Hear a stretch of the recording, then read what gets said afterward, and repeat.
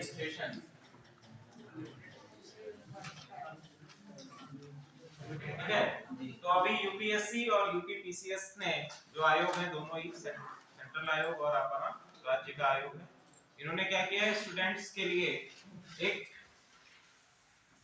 Foundation तैयार किया है, हम कह सकते हैं ओटीआर रजिस्ट्रेशन आपका तैयार किया है, जिसमें आपको अपना रजिस्ट्रेशन बार-बार डिटेल्स भरने की आवश्यकता नहीं पड़ेगी। पहले क्या होता था कि जब भी फॉर्म आता था, नोटिफिकेशन आता था, तो हर बार आपको सारी डिटेल्स फिल करनी पड़ती थी। तो अभी क्या है कि आप आयोग की वेबसाइट पर जाकर एक बार में अपना रजिस्ट्रेशन, अपनी सारी डिटेल फिल करेंगे, तो जब भी आयोग का कोई भी फॉर्म आएगा, चाहे वो आईएएस का आता है, पीसीएस का आता है, अथवा आयोग के द्वारा और जो भी कई पोस्ट के लिए अलग-अलग नोटिफिकेशंस जारी किए जाते हैं, उनमें भी आपको बार-बार अपनी डिटेल्स भरने की आवश्यकता नहीं पड़ेगी। तो ये फायदा है ओटीआर का। ठीक है, तो अभी तक जिन बच्चों ने ओटीआर नहीं भरा है, ये उनके लिए है जो ग्रेजुएशन कंप्लीट कर चुके हैं या ग्रेजुएशन कर रहे हैं और आने वाले समय में आयोग के यूपीएससी जो हमारा सिविल सर्विसेज एग्जामिनेशन है या फिर अपना पीसीएस का एग्जामिनेशन है, उसकी एग्जाम की प्रिपरेशन कर रहे हैं और एग्जाम देना चाहते हैं। ठीक है, तो ओटीआर आप लोग भर दें। जी सर। चलिए, आज जो हमारा टॉपिक है, सर थोड़ा इसमें और बता दीजिए जी सर, एज के लिए बता दीजिए सर, ये एज जो है लगभग कितनी है दरअसल? एज का क्या है?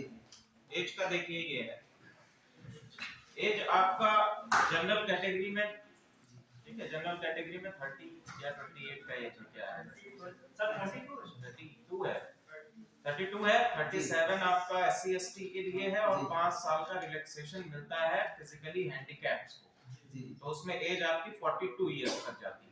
ठीक है जी, 5 इयर्स का 32 वैसे है और 5 इयर्स का रिलैक्सेशन एससी एसटी के लिए, और उसके बाद भी अगर SC ST plus physically handicapped है तो 5 ईयर का और रिलैक्सेशन मिलता है, तो 42 इयर्स का होता है। अभी जैसे एक आपको बताता हूं मैं, रिंकू राही सर जो आपके मेरठ के हापुड़ के जिला समाज कल्याण अधिकारी थे, उनके बारे में आपने शायद सुना भी होगा।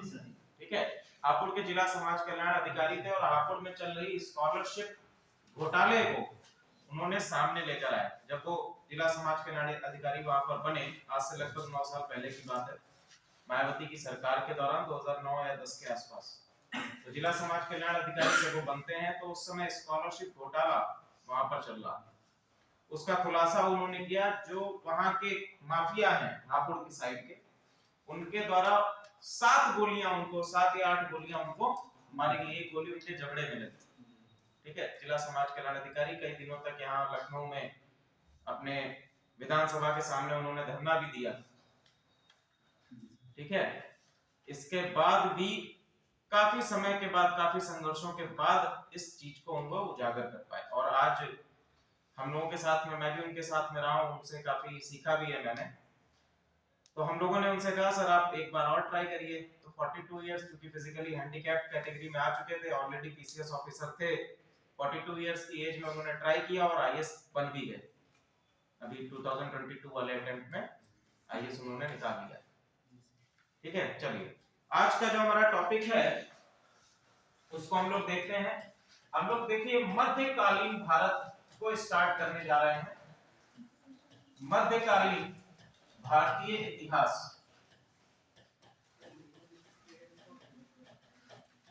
ठीक है, मध्यकालीन भारतीय इतिहास। मध्यकालीन भारतीय इतिहास में सबसे पहले हम लोग जो चीज डिस्कस करेंगे वो है हमारी अर्ली मिडिएवल इंडियन हिस्ट्री।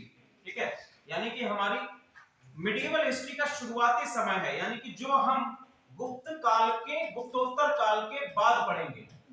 ठीक है, गुप्त काल के बाद का समय, गुप्त काल के पश्चात का समय। ठीक है, या इसको हम लोग लिख सकते हैं इंडिया आफ्टर गुप्ता डिनेस्टी। ठीक है, इंडिया आफ्टर गुप्ता डिनेस्टी। तो देख लेते हैं कि क्या क्या स्थितियां भारत में उस समय विद्यमान थी, कौन कौन से हमारे राजवंश थे। सबसे पहले अगर गुप्त वंश की बात करें तो गुप्त वंश हमारा पूरे ही भारत में, संपूर्ण भारत में हम देखेंगे कि अपने आप को एक सेंट्रलाइज्ड रूल के तौर पर एस्टैब्लिश करता है। ठीक है, सेंट्रलाइज्ड रूल का मतलब कि छोटे छोटे राजवंश जो है उस समय नहीं है। लेकिन जब हमारे गुप्त वंश का पतन हो जाता है, गुप्त वंश के पतन के बाद हम ये देखेंगे 600 ईस्वी तक आते आते गुप्त वंश का पतन हो चुका था और 606 ईस्वी में क्या हुआ, 606 ईस्वी में हर्षवर्धन का राज्याभिषेक है। और हर्षवर्धन का राज्याभिषेक जिस समय में होता है उसी समय में हर्ष संवत हम इसको कहते हैं, ठीक है। 606 ईस्वी जो है ये हर्ष संवत के नाम से भी जानी जाती है। जब हमारी गुप्ता डिनेस्टी का पतन हो जाता है तो हम देखते हैं decentralisation of the political powers शुरू हो जाता है इंडिया में, यानी कि भारत में राजनीतिक शक्तियों का विकेंद्रीकरण होता है। अब विकेंद्रीकरण का अर्थ क्या है कि छोटे छोटे राजवंश क्या हो रहे हैं, उदय हो रहे हैं।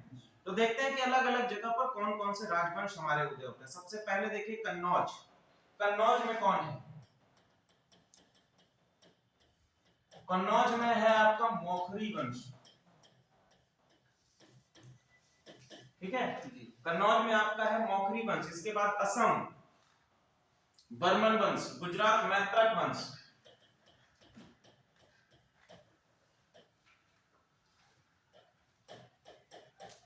बर्मन वंश गुजरात में, मैत्रक वंश, मैत्रक डिनेस्टी, ठीक है।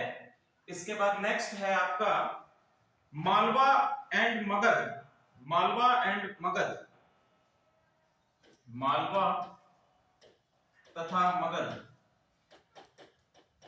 अब देखिए जो आपका मगध का एरिया है वो चूंकि गुप्ता डिनेस्टी के अंतर्गत आता था, तो यहां पर अभी भी उत्तर गुप्त काल के कुछ रूलर्स हैं, ठीक है। तो उत्तर गुप्त वंश यानी गुप्त वंश ही है, लेकिन अब पूरी तरह से डिसेंट्रलाइज हो चुका है और इसका जो एरिया है, जो प्रशासनिक एरिया है, वो पूरी तरह से कम हो चुका है। तो इनको उत्तर गुप्त काल बोलते हैं। इसको हम लोग पढ़ेंगे एंशिएंट हिस्ट्री में।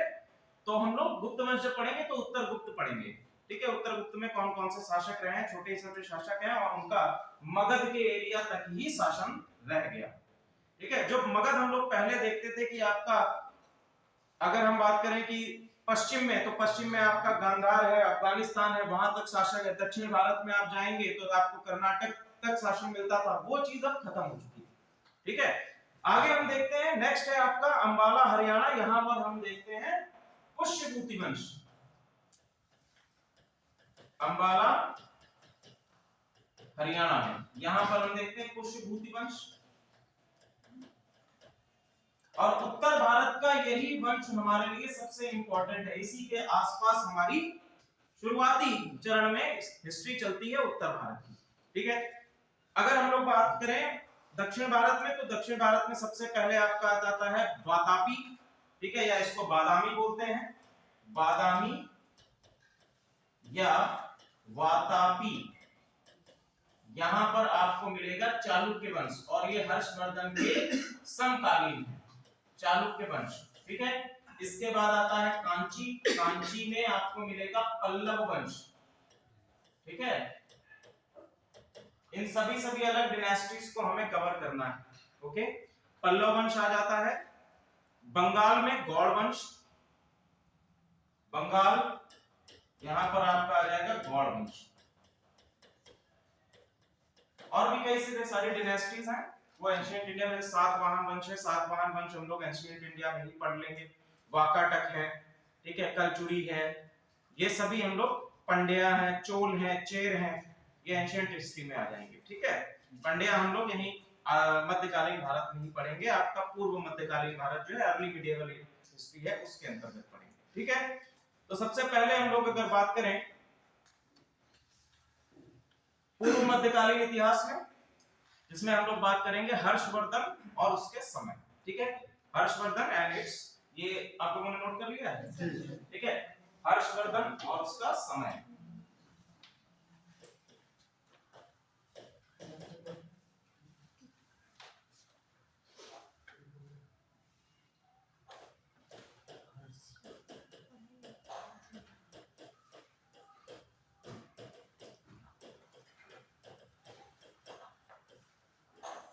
देखिए पुराना जो आपका सिलेबस है बीए का, उसमें आपने हर्षवर्धन को एंशिएंट इंडिया में ही पढ़ा होगा, लेकिन अभी जो नई इतिहास लेखन की परंपरा है उसके अंतर्गत हम लोग आधुनिक आपका जो मध्यकालीन इतिहास है उसको 3 भागों में विभाजित कर लेते हैं। एक आपका पूर्व मध्यकालीन या उसको अर्ली मिडिएवल पीरियड बोलते हैं, एक आपका मिडिएवल पीरियड और आपका एक पोस्ट मिडिएवल पीरियड।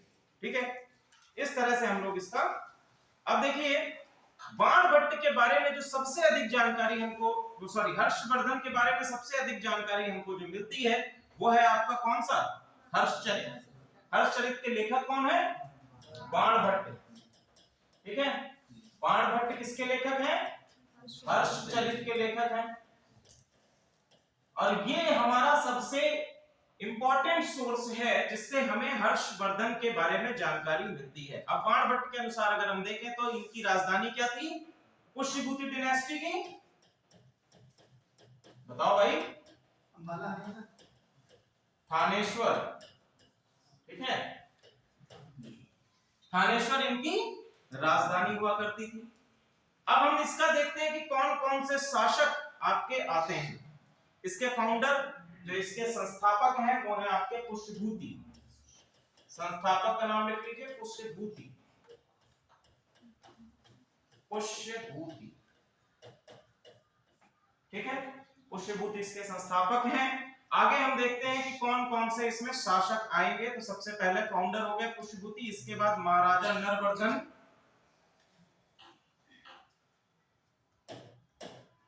महाराजा नरवर्धन, इनकी पत्नी वज्रनी देवी, वज्रनी देवी। ठीक है, इसके बाद नेक्स्ट है हमारे महाराजा राज्यवर्धन, महाराजा राज्यवर्धन।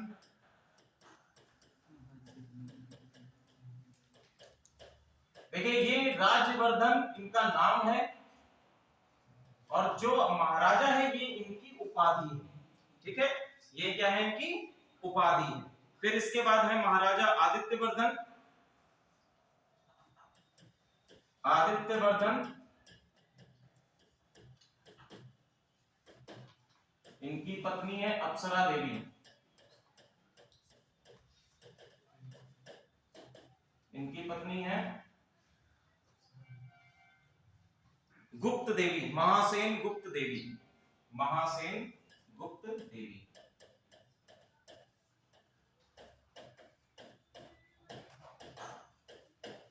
इसके बाद आ जाते हैं प्रभाकर वर्धन। ठीक है, और प्रभाकर वर्धन की पत्नी है यशोमती। ठीक है, इनकी जो उपाधि है, इन्होंने उपाधि धारण करी है परम भट्टारिका की। परम भट्टारिका की उपाधि किसने धारण करी है, आपके प्रभाकर वर्धन ने ये परम भट्टारिका की उपाधि धारण करी। इसके साथ साथ एक इनकी और उपाधि है महाराजाधिराज, महाराजाधिराज, ये भी इनकी उपाधि आ जाएगी। ओके, अब हम लोग आगे बढ़ते हैं, देखेंगे कि प्रभाकर वर्धन के बाद इनके, प्रभाकर वर्धन जो है इनके 2 पुत्र हैं, 2 पुत्र और साथ ही साथ एक पुत्री। पुत्र कौन कौन से हैं देखते हैं।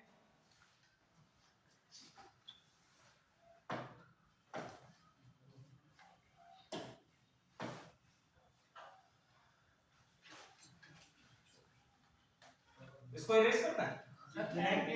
ये उपाधि सर ये प्रभाकर वर्धन की उपाधियां हैं, परम भट्टारिका और दूसरा है महाराजा। ठीक है, इसने 2 उपाधियां धारण की, पहली परम भट्टारिका और दूसरी महाराजा।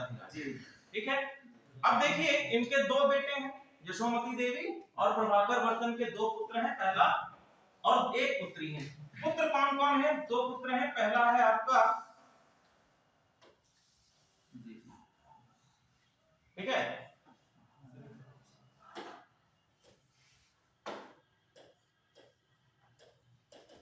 पहला इनका पुत्र है प्रभाकर वर्मन, सॉरी राज्यवर्धन, और दूसरा है हर्षवर्धन।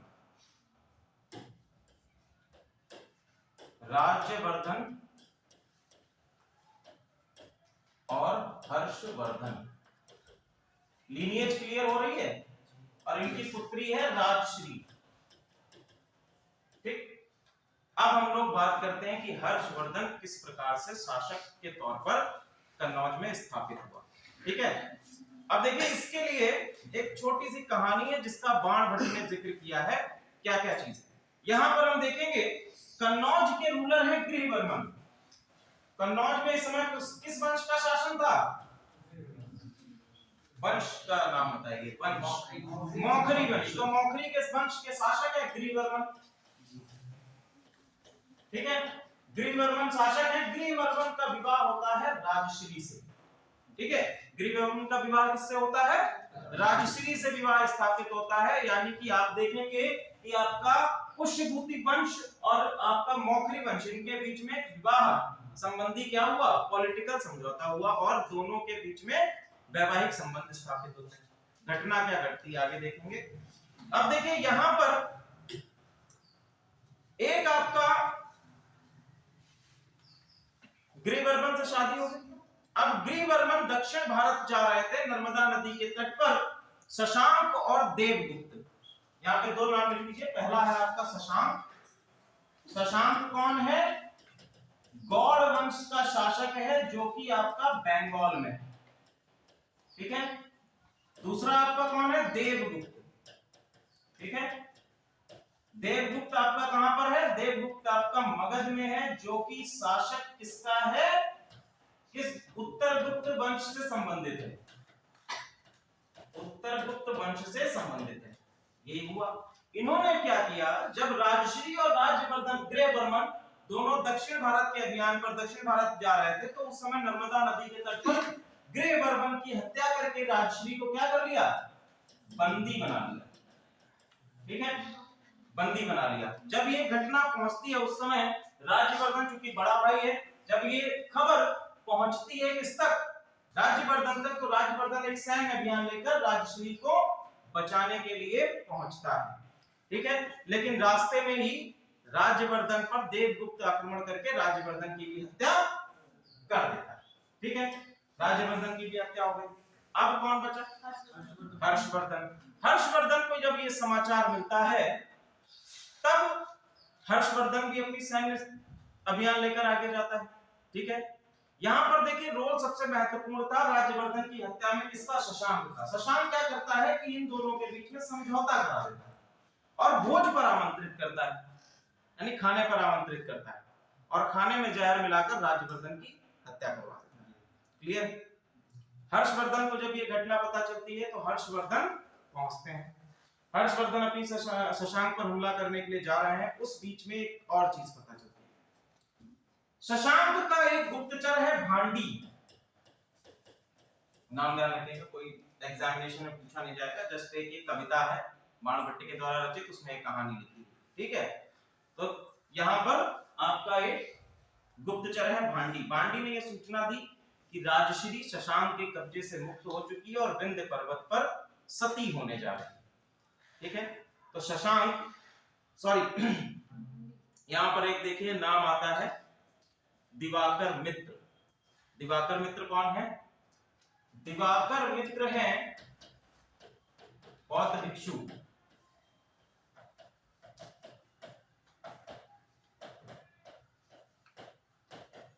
ठीक है, जब देखिए हर्षवर्धन को यह घटना पता चली कि अब राजश्री मुक्त हो चुकी है शशांक के कब्जे से और विंध्याचल पर्वतों में सती होने के लिए जा रही है, तो उसी समय उसने अपना रास्ता बदलकर विंध्याचल पर्वतों की ओर चल देता है।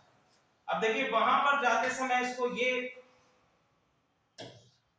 इसको बौद्ध भिक्षु मिलते हैं दिवाकर मित्र, और दिवाकर मित्र इनको बताते हैं कि किस रास्ते में जा रही है राजश्री, और राजश्री को जाकर ये बचाता है। और इसके बाद 606 ईस्वी में हर्षवर्धन अपनी राजधानी को अंबाला से कहां स्थापित करता है? थानेश्वर स्थापित करता है 606 ईस्वी में। थानेश्वर नहीं है, अंबाला के थानेश्वर से स्थापित कर देता है कन्नौज में।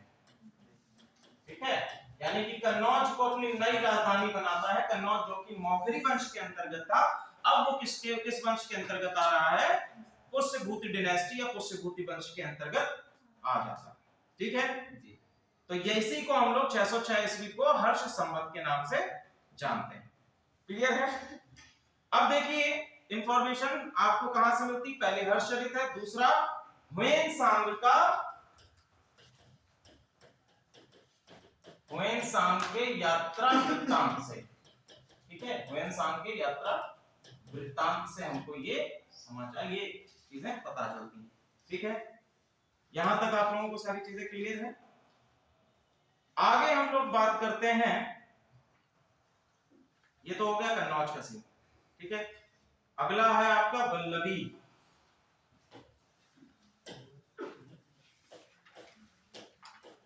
ये हर्षवर्धन के समय की बात चल रही है। ठीक है, हर्षवर्धन एक आपका कन्नौज का क्लियर हो गया।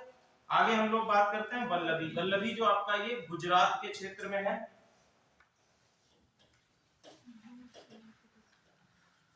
गुजरात के क्षेत्र में आपका वल्लभी है। वल्लभी में फाउंडर देखिए कौन कौन है।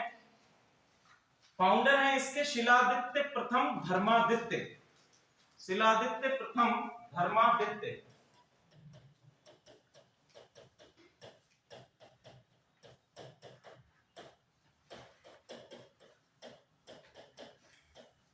देखिए कंफ्यूज मत होइएगा, हम लोग अभी भी हर्षवर्धन ही पढ़ रहे हैं।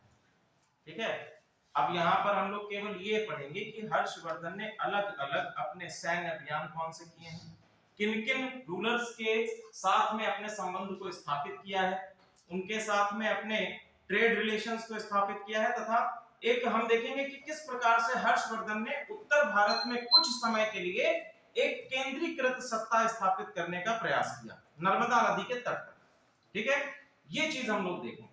तो इसमें सबसे पहले आपका कि वल्लभियों के साथ में, वल्लभी जो गुजरात में बेस्ड है, इनके साथ में हर्षवर्धन ने किस प्रकार से संबंधों को स्थापित किया। ठीक है, अब आगे देखिए शिलादित्य प्रथम धर्मादित्य 612 एडी तक इनका शासन प्राप्त होता है। 612 एडी तक इनका शासन है।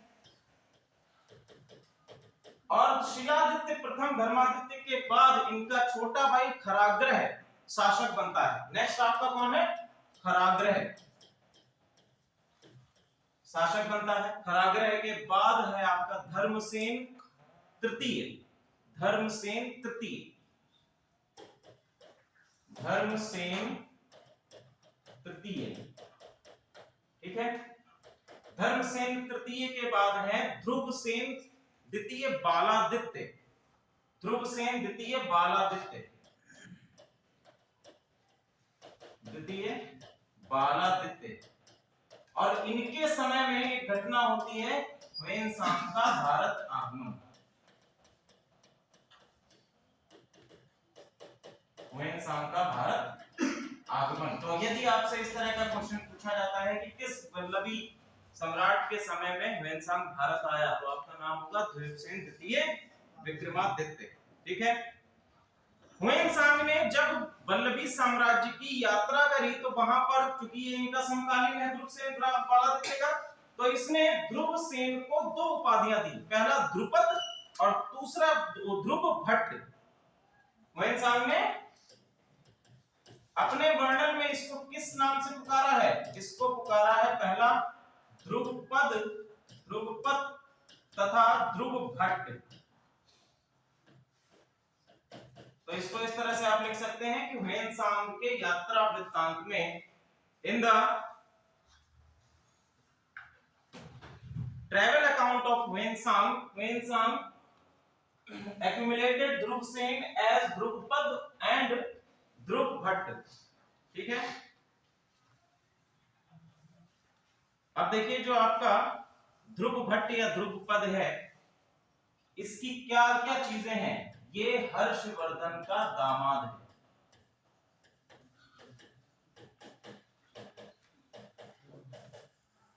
ठीक है, ये क्या है? हर्षवर्धन का दामाद है। यानी कि हमको इससे पता चलता है कि वल्लभियों के साथ में भी इनका वैवाहिक संबंध थे, जिससे इन दोनों ही राज्यों के मध्य एक आंतरिक सुलह स्थापित होती है। क्लियर है? आगे हम लोग देखते हैं। अब देखिए कुछ समय के पश्चात ये खत्म होता है, इसके बाद एक और रूलर आते हैं ध्रुवसेन फोर्थ। ठीक है, ध्रुवसेन सेकंड के बाद है आपके ध्रुवसेन, बाकी रूलर्स भी हैं बीच में, ध्रुवसेन थर्ड आएंगे, फोर्थ आएंगे, लेकिन ध्रुवसेन फोर्थ के समय में वल्लभी जो है फिर से अपने आप को डिनेस्टी हर्षवर्धन के काल से निकालने की कोशिश करता है, यानी कि अपने आप को स्वतंत्र करने की प्रयास करता है। लेकिन यहां पर एक भरूच गुजरात के रूलर हैं दद्दा सेकंड। यहां पर आप लोग नोट करके लिख लीजिए, नोट में लिख लीजिए कि ध्रुवसेन चतुर्थ शासनकाल ब्रैकेट में 646 टू 650 एडी। शासनकाल से 646 से 650 एडी।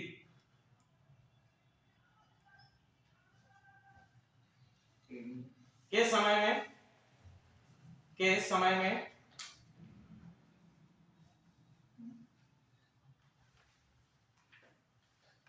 वल्लभी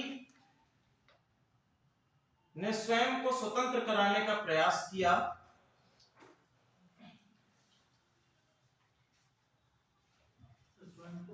स्वतंत्र कराने का प्रयास किया,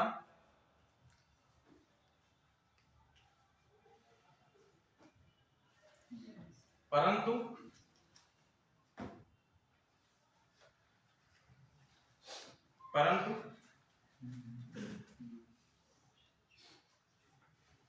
हर्षवर्धन ने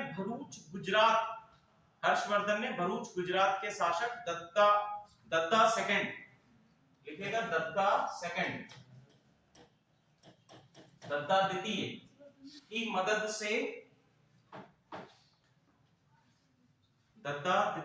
मदद से गुजरात एवं वल्लभी में अपनी शक्ति को स्थिर बनाए रखा।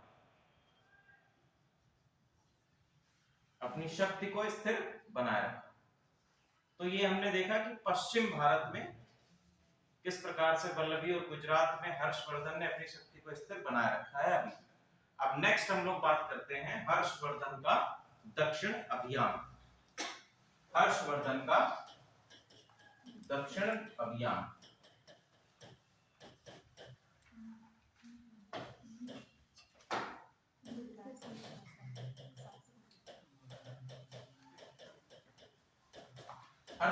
दक्षिण अभियान। अब हम लोग जब बात करते हैं दक्षिण भारत, तो हम लोग थोड़ा सा देख लेते हैं कि दक्षिण भारत में क्या क्या चीजें हैं। ठीक है, दक्षिण भारत में कौन कौन से शासक हैं। ओके, तो मैप बना लीजिए, भारत का नक्शा बना लीजिए।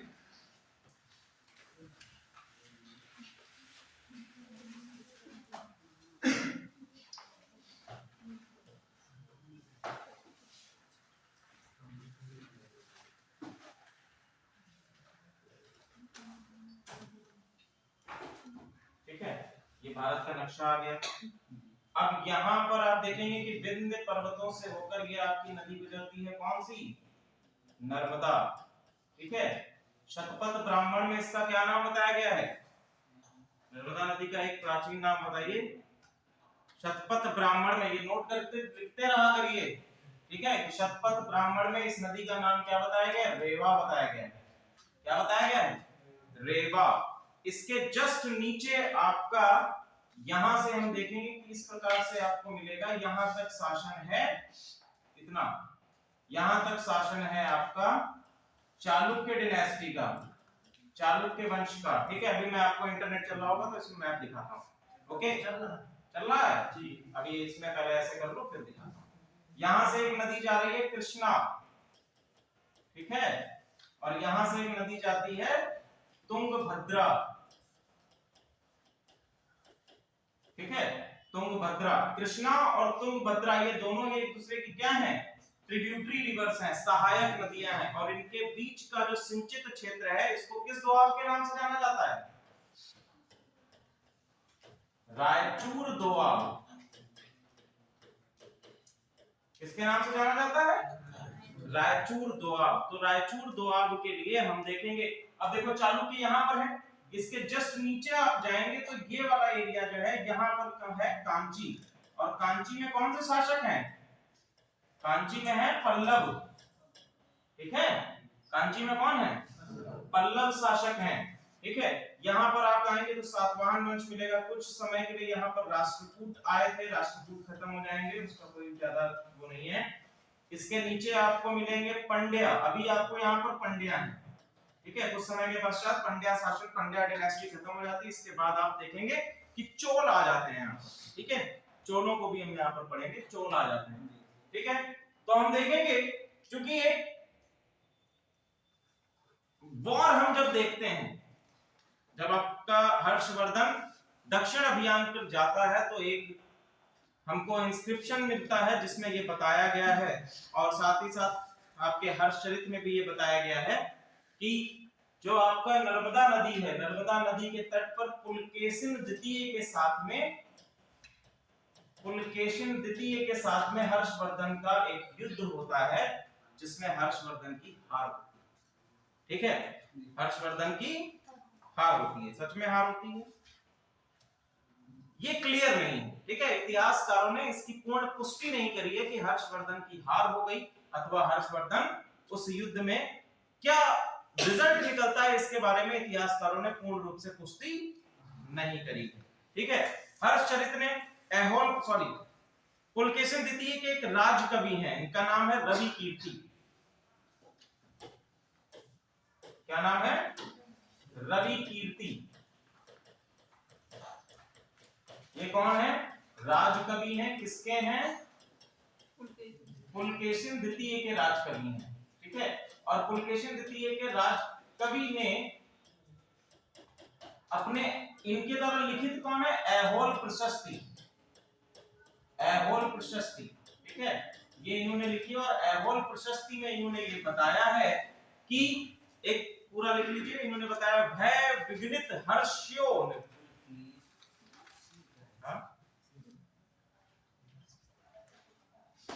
पुलकेशिन क्या है? पुलकेशिन द्वितीय राजा हैं, ठीक है, और रवि कीर्ति इनके राजकवि हैं। भय विघ्नित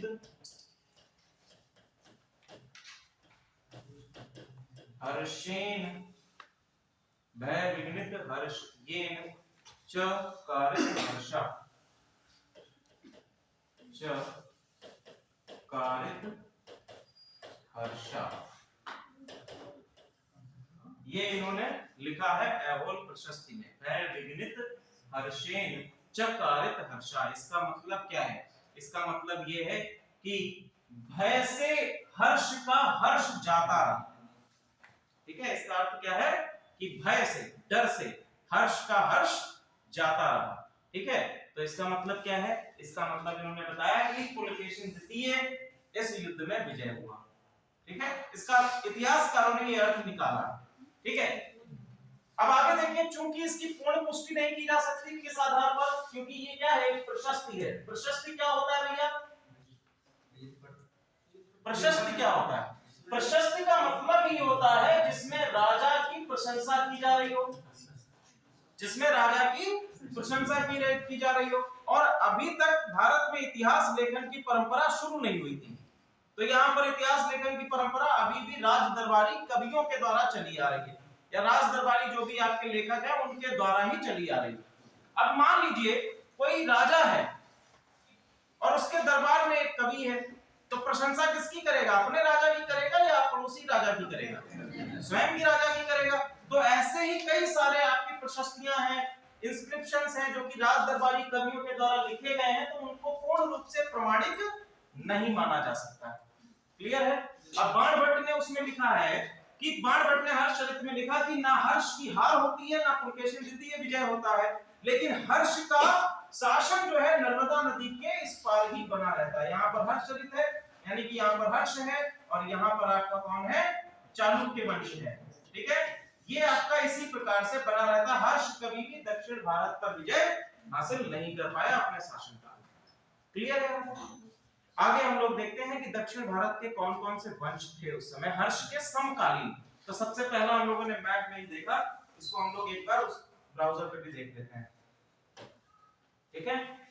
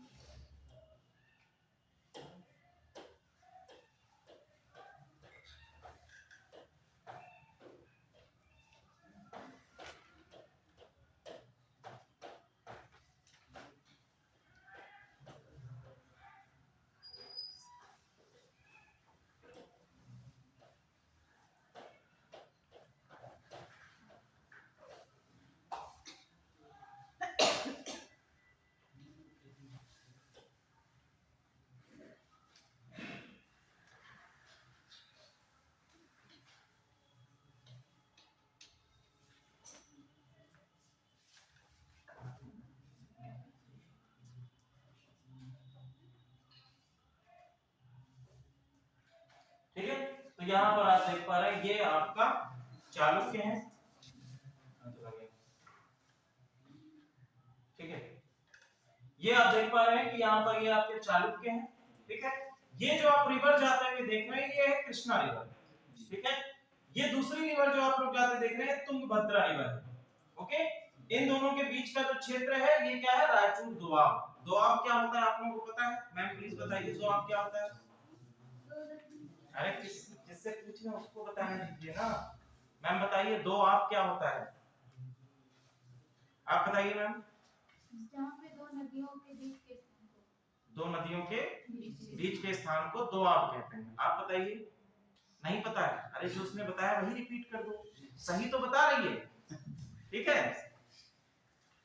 तो यहाँ पर पल्लव शासन यहाँ है, पंड्या यहाँ आ गए, चेर यहाँ आ गए, पंड्या जहाँ पर है यहाँ पर आपको बाद में देखने को मिलेगा चोल, ठीक है। क्लियर है यहाँ तक? दोआब को मैं फिर से समझा देता हूँ एक बार, देखो भैया। अरे हाँ, जैसे मान लीजिए ये दो रिवर्स हैं, ठीक है।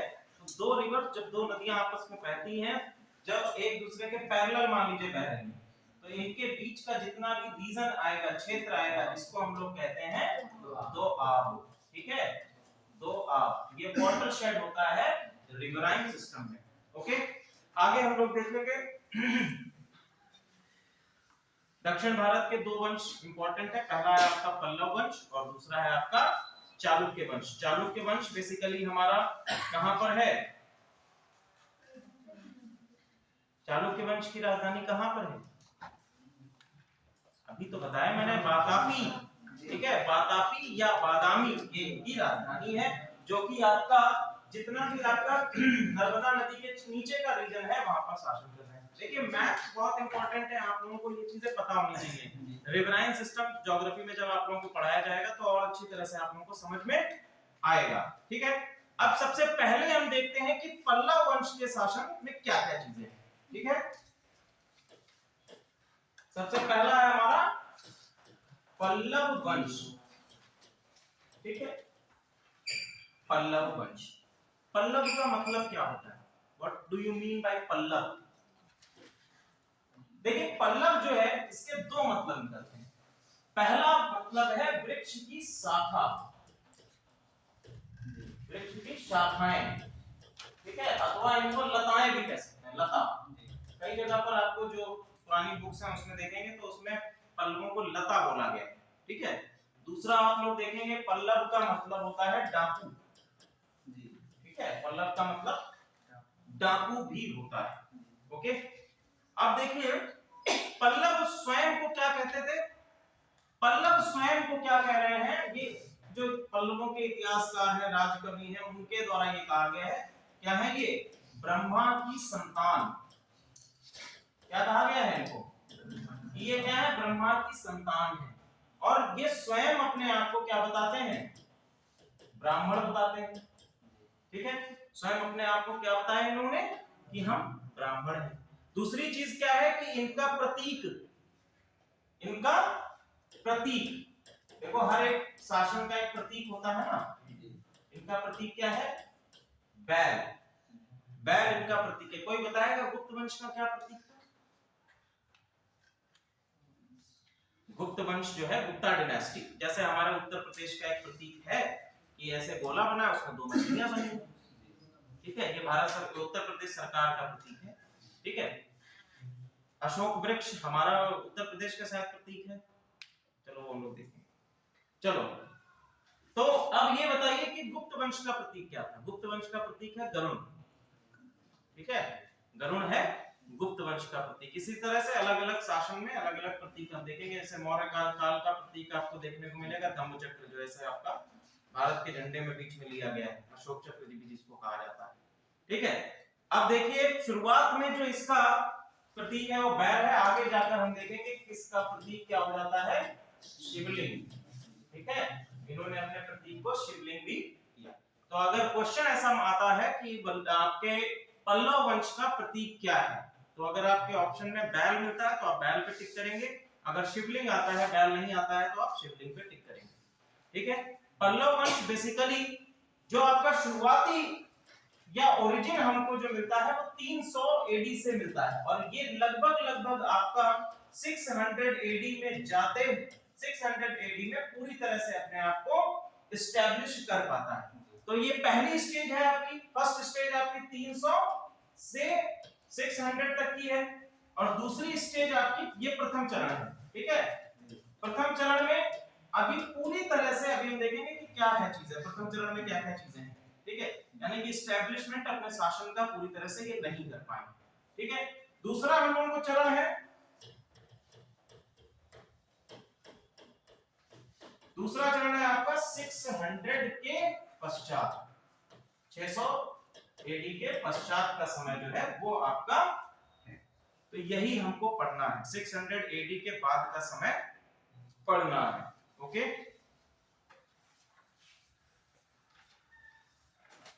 पल्लव वंश वर्तमान समय में जहां पर है वो बेसिकली आपका दो रिवर के बीच का है। पहला है आपकी, दो रिवर है यहाँ पर, पहली है आपकी पेन्नार रिवर, पेन्नार नदी। दूसरी कौन सी है? दूसरी है आपकी कावेरी नदी, पेन्नार रिवर और कावेरी रिवर। इन दो नदियों के बीच में आपका कौन सा शासन है? पल्लव वंश का शासन है। ठीक है, यानी कि इनके बीच का जो दोआब का क्षेत्र है वहां पर पल्लव वंश का शासन है। अब डालिए पल्लव वंश के उदय के संदर्भ में तथ्य, यानी कि कौन कौन सी चीजें हैं, किस चीजों से इनका ओरिजिन बताया गया है कि इनका ओरिजिन कहां से है पल्लव वंश का। ठीक है, पल्लव वंश के उदय से संबंधित तथ्य या के संदर्भ में तथ्य।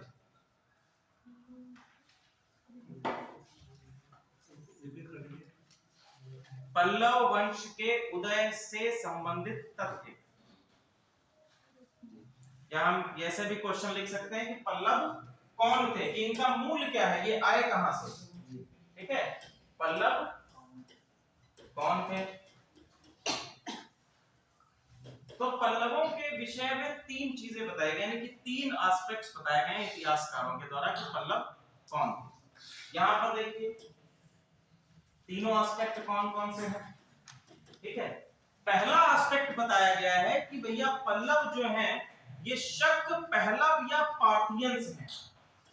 शक, पहलव या पार्थियाई हैं। देखो ये तीनों ही बाहर से आए हुए आक्रमणकारी हैं। शक है, पहलव है, ये किस समय में आए? ये उत्तर वैदिक काल में आए हैं, जब सातवाहन वंश पूरी तरह से अपने आप को, सातवाहन वंश भारत का वह वंश है जिसने सबसे अधिक समय तक शासन किया। ठीक है, तो यहाँ पर जब सातवाहन वंश ने ही इन विदेशी आक्रमणकारियों को भारत से भगाया भी। ठीक है, तो ये किस समय पर आए थे? जब आपका, सॉरी मैंने गलत बता दिया, उत्तर गुप्त काल में नहीं है, ये आपका मौर्योत्तर काल में, यानी कि मौर्य वंश जहां पर खत्म होता है, मौर्य वंश का पतन जब होता है तो ये आक्रमणकारी भारत में आते हैं। तो उस समय पर मौर्योत्तर काल के बाद में भारत में दो प्रकार के, मौर्योत्तर काल में उत्तर भारत में दो प्रकार की शासन व्यवस्था स्थापित की जाती है। ठीक है, दो प्रकार के आपके आते हैं, एक तो जो विदेशी आक्रमणों के द्वारा स्थापित किए गए, और दूसरे आपके यहाँ के इंडिजीनियस रूलर या आपके देसी राजा, यहाँ के भारत की जो हम कह सकते हैं भारतीय राजवंश, भारतीय राजवंश। ठीक है, भारतीय राजवंश मौर्योत्तर काल में उत्तर भारत में इस प्रकार से आपका मिलता है। तो विदेशी आक्रमणों के द्वारा जैसे शक हैं, पार्थियंस हैं, ग्रीक हैं, ये सभी भारत में आक्रमण करते हैं और अपने अपने छोटे छोटे एस्टैब्लिशमेंट्स करते हैं। ठीक है, देसी जैसे आपका कुषाण है, कुषाण के बाद आप देखेंगे कि अंत में जाकर गुप्त वंश की स्थापना हो जाती है, वो हम लोग एंशिएंट इंडिया का पार्ट है उसमें पढ़ेंगे। भारतीय राजवंश आपके आ जाएंगे, जैसे गुप्त वंश वगैरह हैं, ये सारे आपके भारतीय राजवंश, और आपके कर्ण वंश हैं, ये सभी इसमें आ जाते हैं। क्लियर है? तो पहला इनको बताया गया है कि ये भैया किससे संबंधित हैं? ये आपके संबंधित हैं शक, पार्थियंस या पहलव वंश से रिलेट करते हैं। ठीक है, यहां तक क्लियर है। अब इसका प्रमाणिकता कहां मिलती है? तो प्रमाणिकता के लिए लिखिए रुद्रदामन का जूनागढ़ अभिलेख। ये बात कहां गई कही गई है? रुद्रदामन का जूनागढ़ अभिलेख।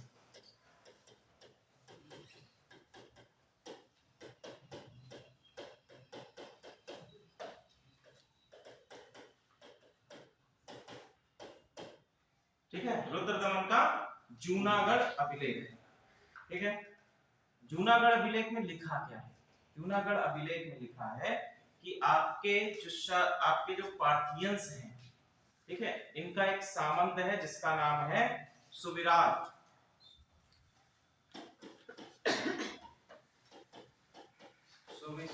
सुविशाख है, ठीक है, सुविशाख। ठीक है, ये आपका क्या है? पार्थियंस का एक सामंत है, फ्यूडिटरी। सामंती व्यवस्था को समझ रहे हैं? सामंत क्या होता है? नहीं समझ पा रहे हैं सामंत क्या होता है? देखिए, सामंत या हम लोग फ्यूडिटरी सिस्टम, ये बेसिकली फ्यूडिटरी सिस्टम आपका मिडिएवल पीरियड में सबसे इंपॉर्टेंट चीज है। और इसका उदय जो हमको देखने को मिलता है सबसे पहले यूरोपियन कंट्रीज से इसका उदय होता है। ठीक है, अब ये है या जैसे एक राजा है, अब राजा पूरे एक अपने शासन में पूरी तरह से अपने आप को तो नहीं कर सकता, तो वो क्या करता है? अपने छोटे छोटे सामंतों को नियुक्त कर देता है।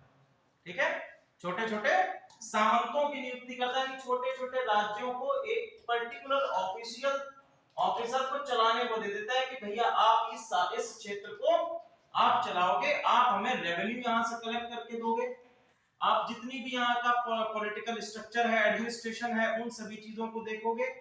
ये सामंती व्यवस्था कहलाती है।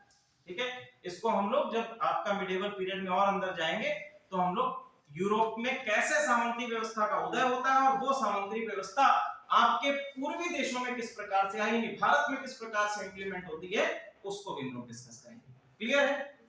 आगे हम लोग देखते हैं कि यहाँ पर आपको बताया गया सुविशाख जो है ये बाद में जाकर सातवाहन का बन जाता है। क्या? सातवाहन वंश के अधीन आता है। और सातवाहन वंश जब धीरे धीरे डिक्लाइन होता है तो यहाँ पर ही इसने कांची में पल्लव वंश की स्थापना की। ठीक है, कांची में पल्लव वंश के तौर पर आ गया, ये कहा गया। ठीक है, और इसी को ही बताया गया है, इसका नाम बताया गया सिंह वर्मा। ठीक है, इसका नाम क्या बताया गया? सिंह वर्मा। क्लियर है? अब देखिए, जो संस्थापक इसके कहे जाएंगे, इसने कहा सातवाहन वंश का डिक्लाइन जब हुआ तो वहां पर ये आ गया। ठीक है, अब इन लोग दूसरी चीज क्या बताई गई? दूसरी चीज इन्होंने कही कि इनके जो एंसेस्टर्स हैं वो आपके बेसिकली वाकाटक वंश। वाकाटक वंश कहां पर था? डेक्कन में था। दक्कन में आपका कौन सा वंश था? वाकाटक वंश। तो वाकाटक वंश से इनकी एंसेस्ट्री बताई गई है। तीसरा इन्होंने कहा कि ये चोल या नागा, ठीक है, चोल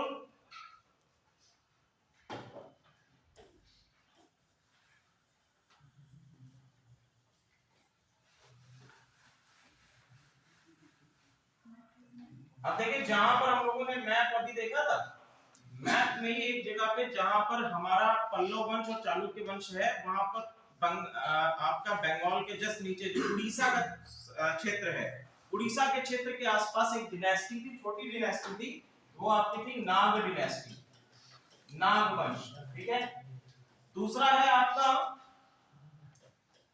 चोल वंश। ठीक है, तो इनसे भी इनके उदय की उत्पत्ति बताई जाती है। अब देखिए किस आधार पर? आधार क्या है? आधार है इनके अभिलेख। आधार है इनके अभिलेख। इनके अभिलेखों की एक चीज है, जैसे मान लीजिए एक रूपता होती है, कोई भी डिनेस्टी है तो उसमें भाषा की एक रूपता आपको दिखाई मिलती है, या उनके इंस्क्रिप्शन है उसमें एक रूपता दिखाई मिलती है। यहाँ पर इनके जो अभिलेख हैं, जो आपके प्रथम पीढ़ी है, या हम कह सकते हैं कि प्रथम चरण के जो शासक हैं, उनके अभिलेखों की भाषा जो है वो है आपकी प्राकृत भाषा। क्या है? प्राकृत भाषा है। प्राकृत भाषा उस समय कहां पर यूज की जा रही थी? प्राकृत भाषा आपके जो क्षेत्र है गुजरात से ऊपरी क्षेत्र है या उत्तर पश्चिमी भारत के क्षेत्र है वहां पर यूज की जा रही। दूसरा आपका जब हम लोग बात करेंगे द्वितीय चरण की, तो द्वितीय चरण में हम देखते हैं कि यहाँ के जो रूलर्स हैं उनके द्वारा संस्कृत भाषा का इस्तेमाल किया गया। संस्कृत भाषा प्रमुख रूप से आपके उत्तर भारत में यूज की जा रही है। तृतीय चरण के हैं जो रूलर्स, उन्होंने संस्कृत और तमिल, संस्कृत एवं तमिल दोनों ही भाषाओं में इनके अभिलेख मिश्रित रूप से मिलते हैं। ये अभिलेखों की भाषा है। ठीक है, तो आपसे अगर क्वेश्चन पूछा जाता है कि प्रथम चरण के पल्लव शासकों की अभिलेखों की भाषा कौन सी है, तो आप लोग लिखेंगे प्राकृत भाषा। ठीक है, प्रथम चरण के पल्लव शासकों की भाषा है, ठीक है, प्राकृत है। अब सबसे पहले लिखिए इसके संस्थापक, यहां तक क्लियर, इसको पहला लिखिएगा संस्थापक और दूसरा लिखिएगा वास्तविक संस्थापक।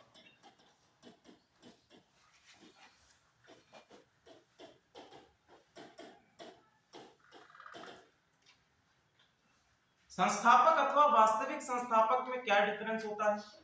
एक हमने कहा कि फाउंडर ऑफ द डिनेस्टी, दूसरा हमने कहा कि real founder of the dynasty. ठीक है, बताओ बेटिया, नहीं पता है? क्यों पढ़ा नहीं? नहीं पढ़ा, कोई बात नहीं, ये सब्जेक्ट नहीं पढ़ा कभी। आप किसी ने हिस्ट्री पढ़ा है? कौन हिस्ट्री से है बीए जिसने लिया हो हिस्ट्री? कोई किसी का बीए में हिस्ट्री नहीं था? आपका था? तो बताओ भैया क्या डिफरेंस होता है संस्थापक में और वास्तविक संस्थापक में? सर जैसे इसमें क्या होता है, दिल्ली सल्तनत में स्लेव डायनेस्टी थी, जब तब वो स्लेव डायनेस्टी के वो थे, क्या नाम था, इल्तुतमिश, तो वो रियल फाउंडर हो गए थे। और उनके जो पहले थे कुतुबुद्दीन ऐबक, ये थे संस्थापक। इन्हें सिर्फ संस्थापक कहा जाता है, मतलब रियल फाउंडर ही। वास्तविक संस्थापक पूर्ण रूप से मतलब गद्दा डलवा दें, गद्दा डलवा दें, गद्दा आराम से पैर की मार मजे। चलो आराम से बैठो, सीधा सीधा करके बताओ।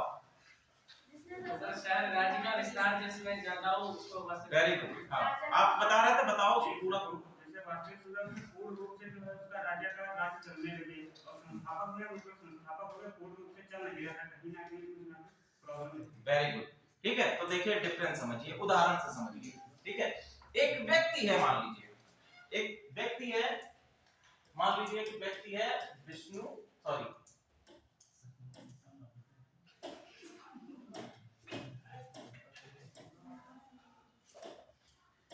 सिंह विष्णु, सिंह विष्णु ये एक व्यक्ति है, मान लीजिए सातवाहनों के अधीन रहा होगा। इसने एक दिन इसका माथा ठनका, दिमाग घूमा, इसने कहा कि आज से और अभी से मैं ये घोषणा करता हूं कि पल्लव वंश स्वतंत्र है। तो यहां पर इसने क्या कर दिया? पल्लव वंश की स्थापना कर दी। लेकिन क्या पल्लव वंश की अभी वास्तविक सीमाएं हैं? क्या पल्लव वंश की राजनीतिक सीमाएं हैं? पल्लव वंश की कोई राजधानी है?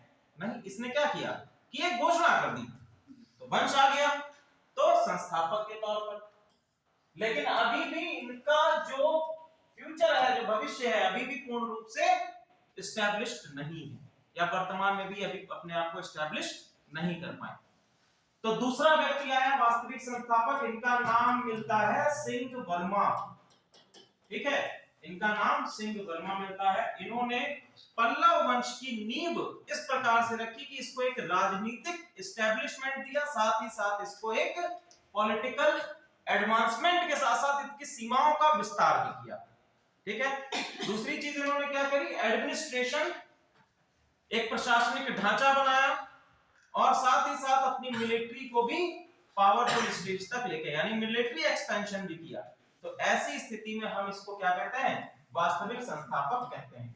किसी भी डिनेस्टी के अंतर्गत ले जाइए तो वास्तविक संस्थापक उसी को माना जाता है जो कि अपने शासन को पूर्ण रूप से पावरफुली एस्टैब्लिश करता है। एडमिनिस्ट्रेशन को क्या करता है? सशक्त बनाता है, एडमिनिस्ट्रेशन को स्ट्रांग बनाता है, रेवेन्यू सिस्टम को स्ट्रांग बनाता है। वही क्या कहता है? वही आपका कहलाएगा वास्तविक संस्थापक कहलाएगा। ठीक है, क्लियर है यहाँ तक सारी चीजें? क्या डिफरेंस है संस्थापक और वास्तविक संस्थापक में, ये क्लियर हो गया।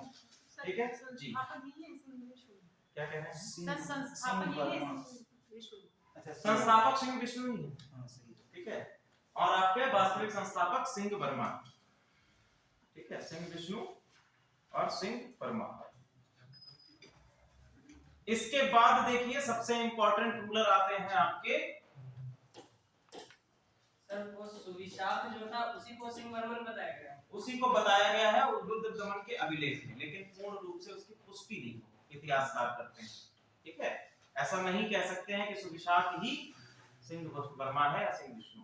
ठीक है, पूर्ण रूप से उसकी पुष्टि नहीं कहते हैं। ये तीन आपके अलग अलग मत मिलते हैं अलग अलग इतिहासकारों के। आगे हम देखते हैं महेंद्र वर्मन।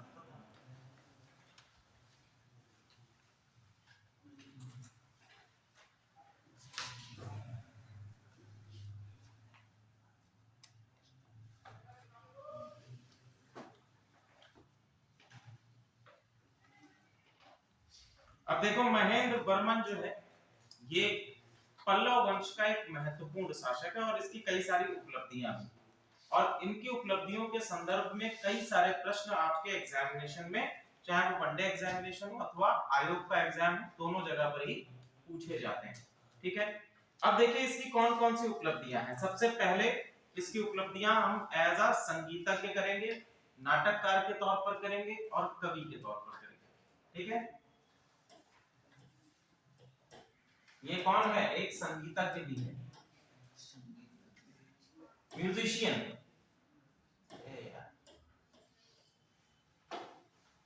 संगीतज्ञ। ठीक है, दूसरा क्या है, ये कवि भी है। तीसरा क्या है, एक नाटककार भी है।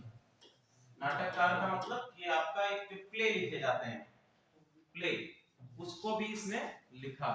सबसे पहले जो इनके संगीतज्ञ हैं, इनके गुरु का नाम लिखिए, रुद्राचार्य। रुद्राचार्य।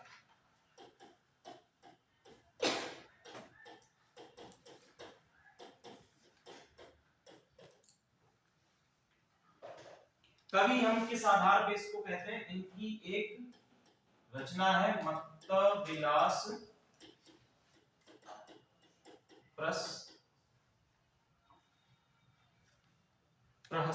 मत्त विलास प्रहसन,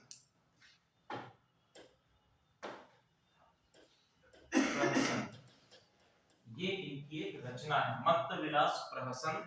ये रचना किसकी है, महेंद्र वर्मन की रचना है। ठीक है, महेंद्र वर्मन की रचना है। महेंद्र वर्मन जो है शुरुआत में जैन पंथ को मानता था। ठीक है, सबसे पहले किसको मानता था, जैन पंथ को मानता था, लेकिन बाद में इसने दूसरा पंथ चूज कर लिया। एक आपके नयनार सेंट हैं, नयनार सेंट हैं अपार।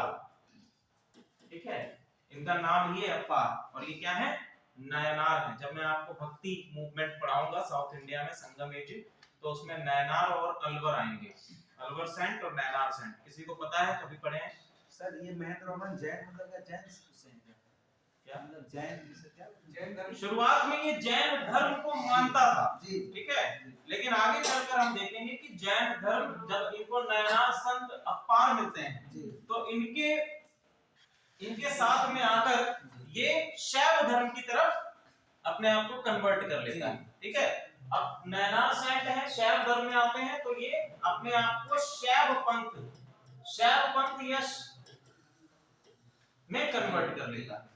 ठीक है, आ गया। देखिए दो पंथ आपके चलते हैं, इंपॉर्टेंट है।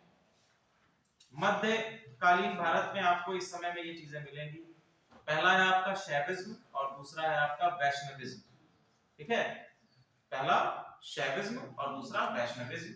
वैष्णविज्म बेसिकली शैव और वैष्णव। वैष्णव आपका विष्णु भगवान से संबंधित है, भगवान विष्णु की जो उपासना करते हैं उनसे वैष्णव, और जो आपके शैव यानी शिव जी की उपासना करते हैं उनसे संबंधित शैव। ठीक है, ये सभी आपका भक्ति मूवमेंट के अंतर्गत है। वैष्णव से संबंधित जितने भी आपके सेंट्स हैं उनको कहा जाता है अलवर सेंट्स। और शैव धर्म से संबंधित जितने भी सैंट्स हैं उनको कहा जाता है नयनार। ठीक है, अलवर और नयनार ये सैंट हैं, ये आपके दोनों ही सेक्स के अलग अलग संत हैं। ठीक है, ये पंथों के संत हैं जिनको नयनार और अलवर के तौर पर डिफरेंशिएट किया गया। क्लियर है यहाँ तक? जी। ठीक है, ये नयनार और अलवर जो है ये संत हैं, और नयनार संत है अपार, अपार इनका नाम है। जब ये इनके महेंद्र वर्मन को समझाते हैं और इसके बाद ये अपने आप को कन्वर्ट कर लेते हैं शैव पंथ में।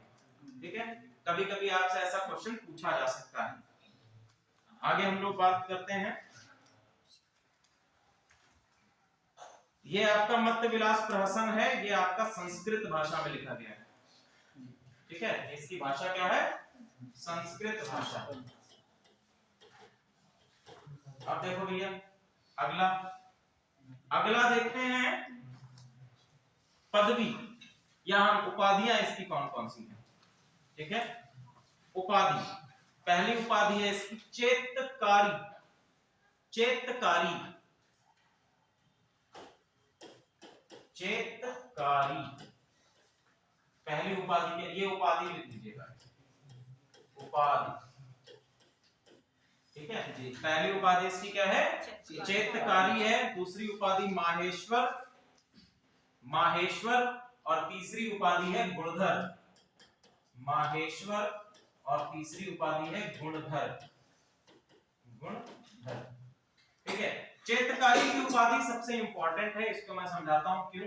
चेतकारी का अर्थ होता है मंदिर निर्माण कराने वाला, मंदिर निर्माण कराने वाला। ठीक है, मंदिर निर्माण कराने वाला, ये इसका अर्थ होता है। ठीक है, चेतकारी। दूसरी चीज, अब देखिए महेंद्र वर्मन की एक सबसे बड़ी उपलब्धि है कि यहाँ पर जो आपके कांची है और साथ ही साथ ममल्लपुरम है, ममल्लपुरम जो वर्तमान समय का महाबलीपुरम है, तो यहाँ पर रॉक कट रथ आपके हैं और साथ ही साथ रॉक कट मोनोलिथिक टेंपल। ठीक है, मोनोलिथिक रथ है, मोनोलिथिक टेंपल। मोनोलिथिक का मतलब क्या होता है? मोनोलिथिक का समझ में आ रहा है? मतलब नहीं आ रहा समझ में? इसको हिंदी में लिख लीजिए एकल पाषाण मंदिर, एकल पाषाण मंदिर तथा रथ, एकल पाषाण मंदिर तथा रथों के निर्माण की कला किसके समय में शुरू होती है? महेंद्र वर्मन के समय में शुरू होती है, महेंद्र वर्मन के समय में शुरू होती है। इसको कहते हैं मोनोलिथिक, यानी कि एक पत्थर है, बड़ा सा एक चट्टान है, उसको काट कर ही पूरा मंदिर बना दिया गया। एकल पाषाण मंदिर, एकल पाषाण मंदिर तथा रथ बनाने की स्थापत्य कला महेंद्र वर्मन के समय में शुरू होती है। ठीक है, यानी कि एक आपकी बड़ी सी चट्टान है, उसको काटकर पूरा मंदिर बना दिया गया। अभी मैं आपको दिखाता हूं कि एकल पाषाण मंदिर कैसे होते हैं। ठीक है, अब देखो मत्त विलास प्रहसन जो है ये किन किन चीजों के बारे में। पहला चीज जो है मत्त विलास प्रहसन में इसने अपनी न्याय व्यवस्था के बारे में बताया है। दूसरी चीज इसने प्रशासन के बारे में बताया गया, और साथ ही साथ मत्त विलास प्रहसन में इसने कापालिकों और बौद्धों का मजाक भी उड़ाया।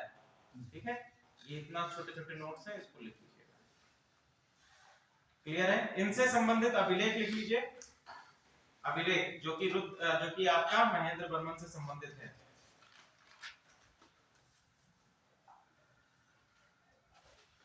कुदुमियन मलाई अभिलेख,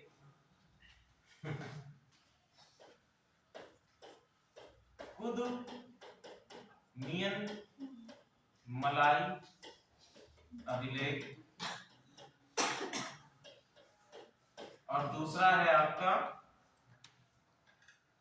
आपका अभिलेख पुट्टकोहई। पुट्टकोहई ये तो साउथ इंडिया के नाम है। पुट्टकोहई अभिलेख, तो अगर ऐसा क्वेश्चन आता है कि पुट्टकोहई अभिलेख या कुदुमिलाई अभिलेख किससे संबंधित है, तो महेंद्र वर्मन से संबंधित है। इसके जो मंदिर बने हुए हैं ये सभी द्रविड़ शैली में बने हुए हैं। इसको एरेज कर दो। Yes sir. ठीक है, ये किसमें बने गए हैं? ये सभी द्रविड़ शैली में बने हैं।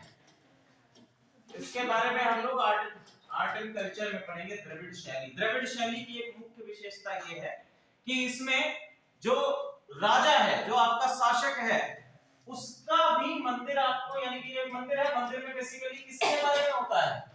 आपके भगवान की आइडल्स आपको मिल जाएंगी, भगवान की मूर्तियां आपको मिल जाएंगी।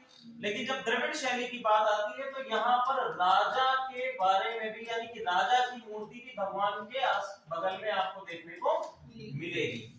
ठीक है, द्रविड़ शैली में महाबलीपुरम का जो मंदिर है, महाबलीपुरम टेंपल जो है, वहां पर आप देखेंगे कि रुद्रदमन है, सॉरी आपके महेंद्र वर्मन है, प्रभाकर वर्मन है, और भी कई सारे राजा जो भी हमारे हुए हैं, उनके मंदिर भी आपको वहीं पर मिलेंगे। नेट चला गया क्या?